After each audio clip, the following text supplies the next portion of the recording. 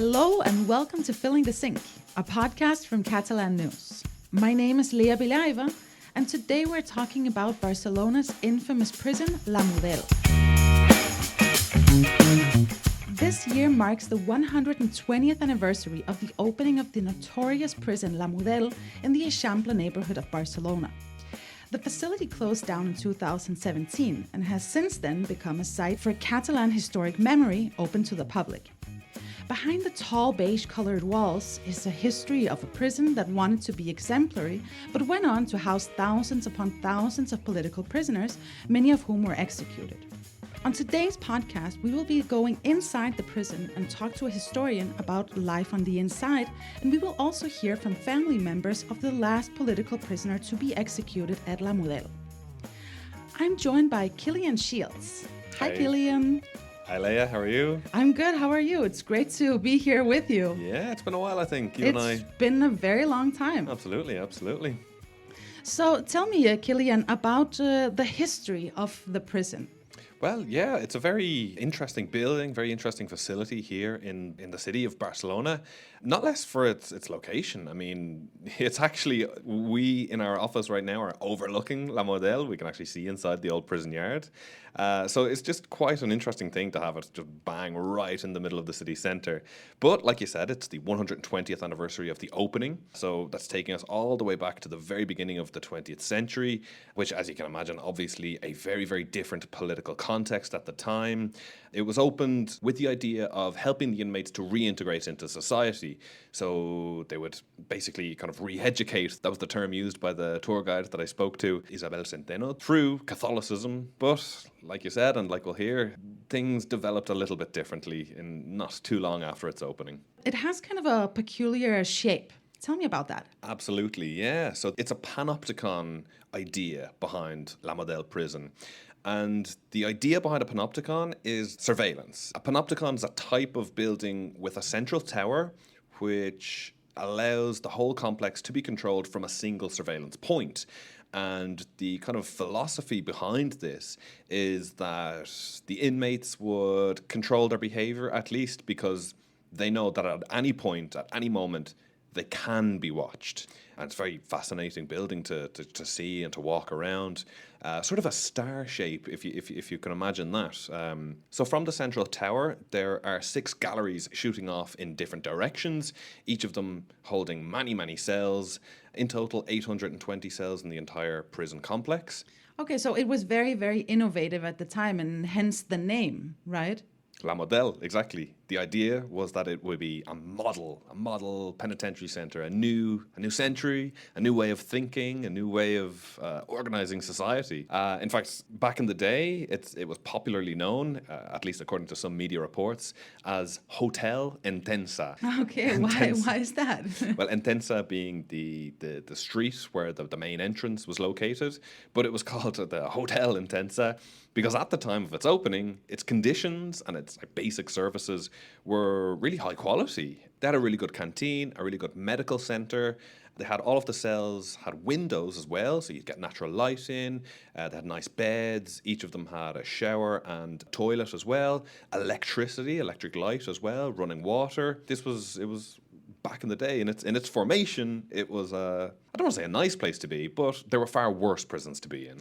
But all the space that the prisoners had, that didn't last too long, did it? Far from it. 5 years after the prison opened, a very, very historic chapter of Barcelona history occurred. An anarchist revolt, which is known as La Semana Trágica. And this was a week of incredible upheaval, unrest, turbulence. Lots of churches were burned. There was lots of social violence, unrest. And from there, we've got a flood of prisoners in what are essentially tiny cells.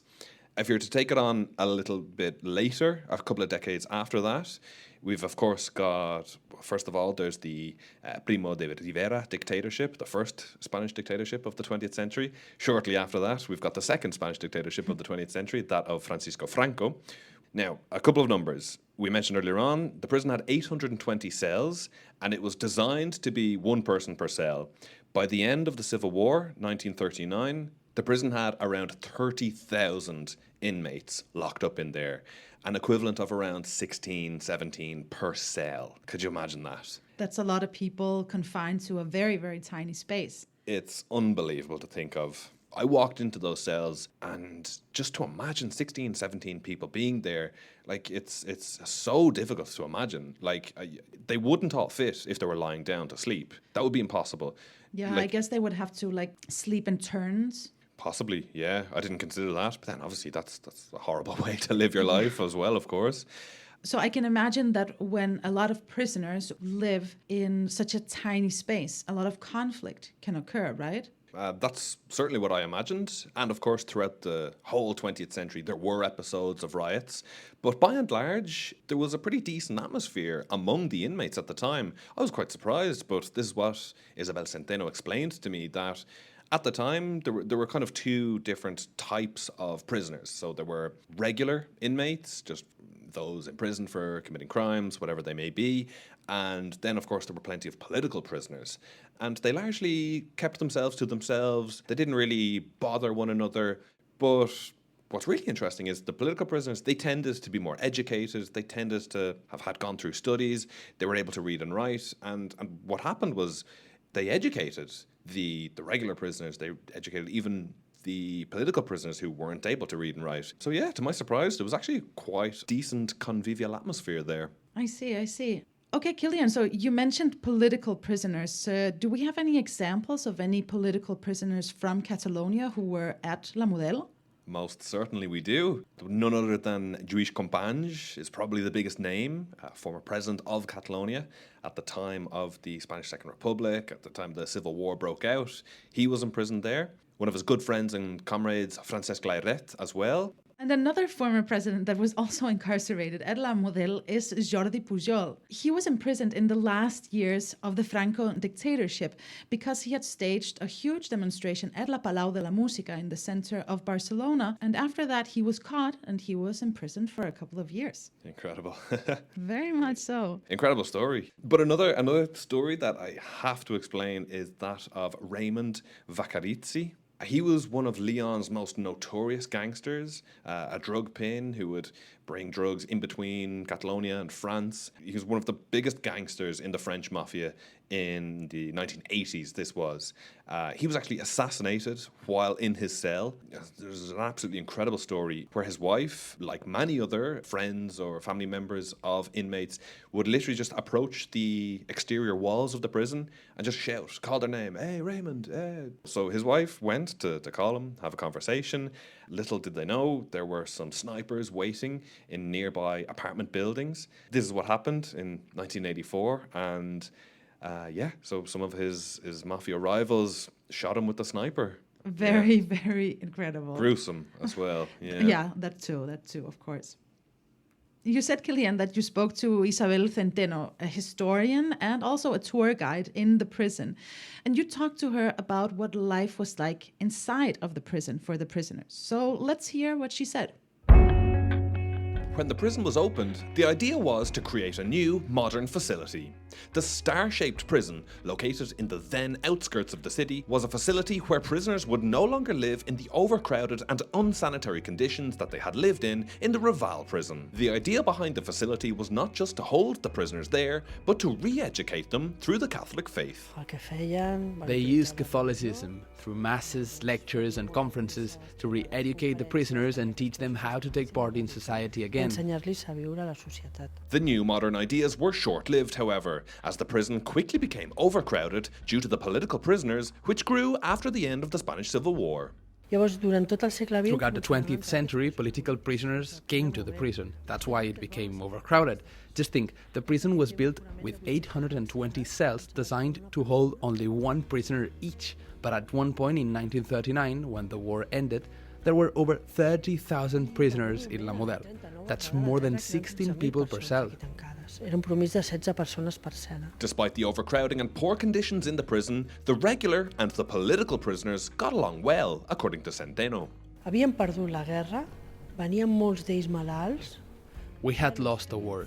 Many of the people who came in were sick. They didn't have the strength to fight. And the Franco repression was also very harsh. Many of them were sentenced to death. But those who came in from the outside came from a war where they knew how to organize and help each other, which then created a very strong sense of solidarity between the groups. I es va crear un ambient de solidaritat molt fort.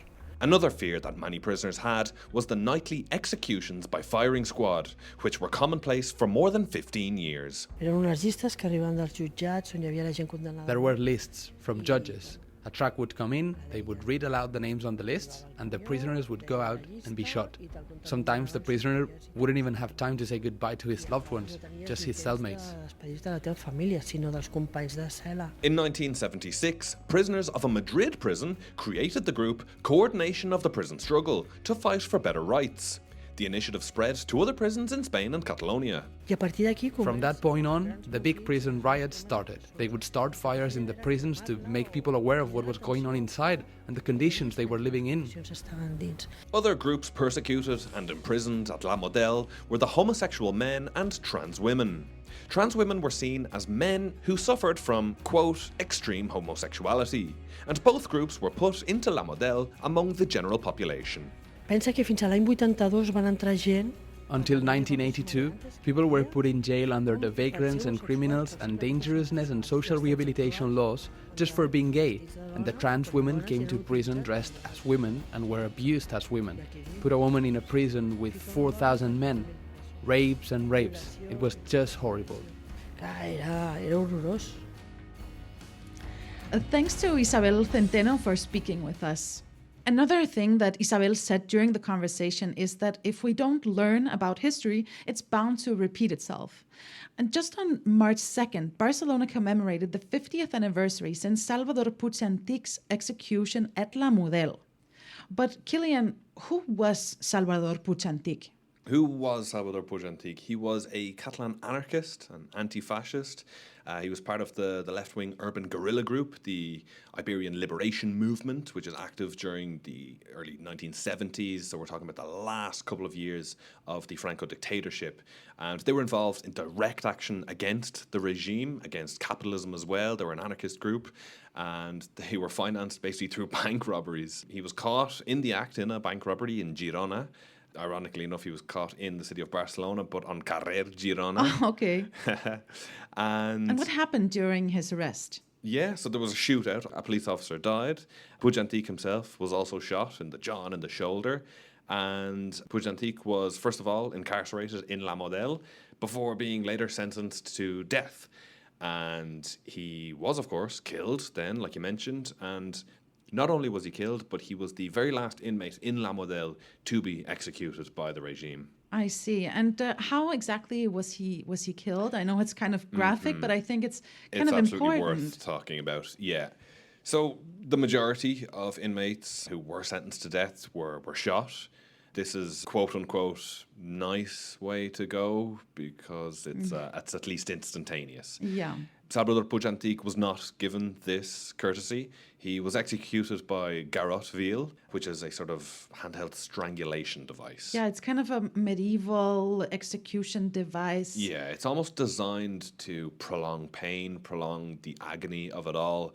And actually just in the La Model, when you walk into it, one of the first rooms that you can be met with is the room that Puig Antich was killed in. Wow. There's a small memorial sitting on the floor where his life was ended. He's since gone on to become an icon of anti-fascist struggle, anti-imperialism, also Catalan independence movement. Whether he and his family wanted it or not, he's gone on to become this symbol. Yeah, and so I understand also that his sisters are fighting and have fought for justice ever since he got executed, right? Indeed. Oh, God, my heart goes out to them because you're trying to fight fascist dictatorship as it was at the time. Then, obviously, the transition to democracy, the mentality of the institutions of the courts was that famous phrase, the pact of forgetting. So this has not really been a case that many authorities have been very interested in reopening, and they've been left frustrated time and time again at getting answers, at getting any sort of semblance of justice. And our colleagues from the Catalan news agency actually talked to the sisters and also the Argentine judge who took on the case of fighting for justice. So let's hear how that went. Since Salvador Puig Antich's execution by the Franco regime on March 2nd, 1974, his sisters Gemma and Carme have been fighting tirelessly to hold those responsible for his death accountable, but so far without results. We've tried everything, but in terms of the judicial aspect, we've lost, because nothing has been done. Where we have not lost is that Salvador has not gone down in history as a murderer, an arsonist, a criminal, which is what the state wanted. We have succeeded there, but in the judicial field, we're at a standstill. Argentina is the only country where there is an ongoing judicial investigation into the execution, which is part of a wider investigation into crimes carried out by the Franco regime during the dictatorship. In November 2014, Argentine judge Maria Servini requested through Interpol that 20 people be arrested and extradited. But in 2015, after delaying the process, the Conservative People's Party government of Mariano Rajoy refused. No tenemos a quien imputarle el delito. We don't have anyone to accuse of this crime, because all those accused have died. But not through any fault of our own, as we sent a request in 2014 when they were still alive. Spain then refused to extradite them, but they eventually died, and here we are. Fueron falleciendo y ahí quedamos. According to Servini's office, there has been very little collaboration between successive Spanish governments and the justice system, and even small requests take 4 to 5 months to process.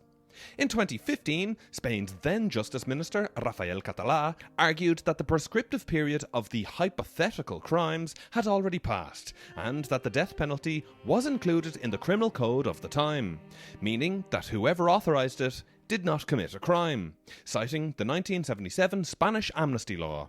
But according to Puig Antich's lawyer, Magda Oranich, this argument is not valid. What they did can't be protected under the amnesty law, even if they say that the crimes expired. No, crimes against humanity don't expire and cannot be pardoned according to international law. But they applied it to themselves quickly. Meanwhile, Gemma and Carme Puig Antich keep their brother's memory alive by giving talks in schools and universities, although it's still hard even 5 decades after his death. You're explaining things that you don't normally talk about, like Salvador's last night, and everything comes back to you. It moves you. It's human. Anyone would be the same. Sometimes you think that 50 years have passed, that we've got older too, but it comes back. It comes back. Sometimes you have to be very strong because your voice cracks. It's hard.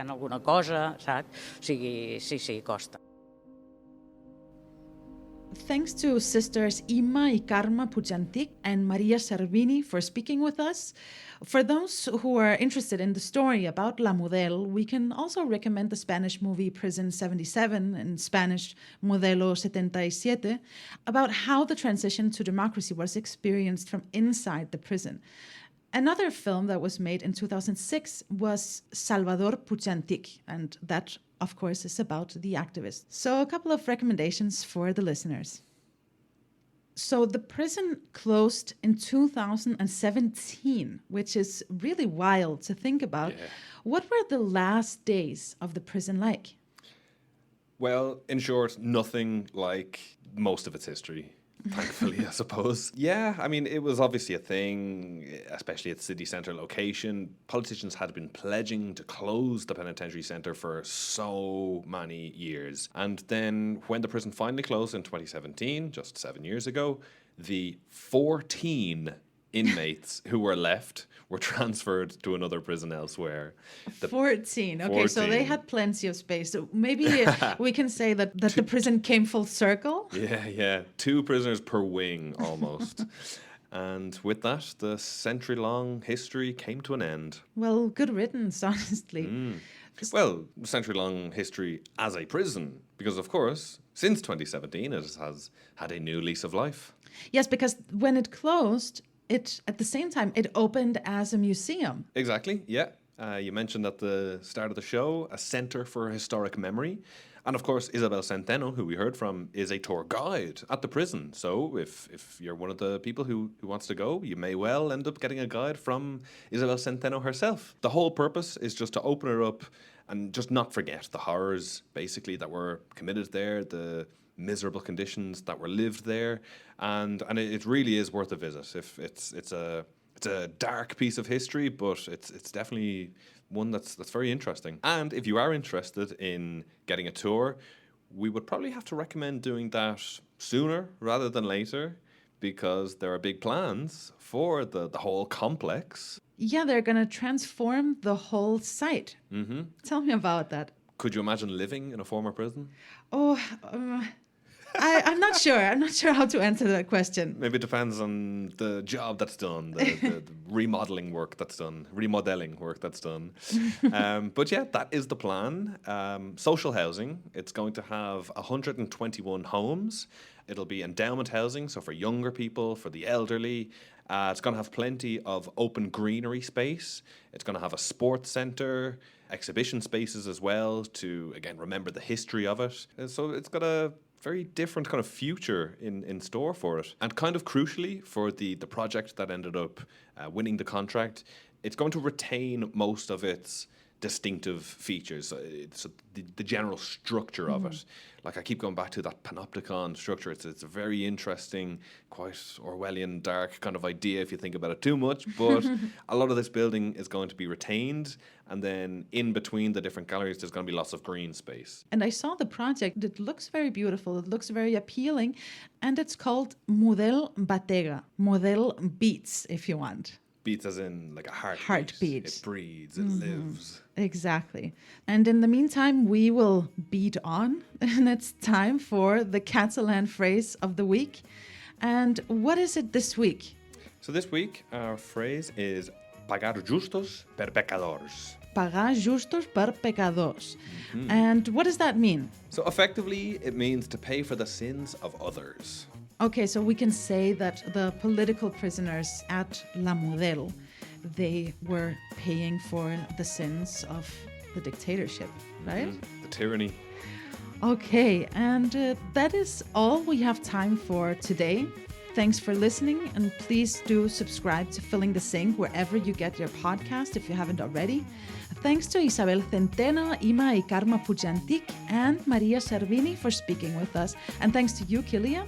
Thanks for having me, Lea. Really good, really interesting topic. Very interesting indeed. And we'll be back again next week with another interesting topic and another episode of Filling the Sink. And on behalf of the team here at Catalan News, I'm Lea Beliaeva, wishing you a great weekend. Fins aviat. Adeu.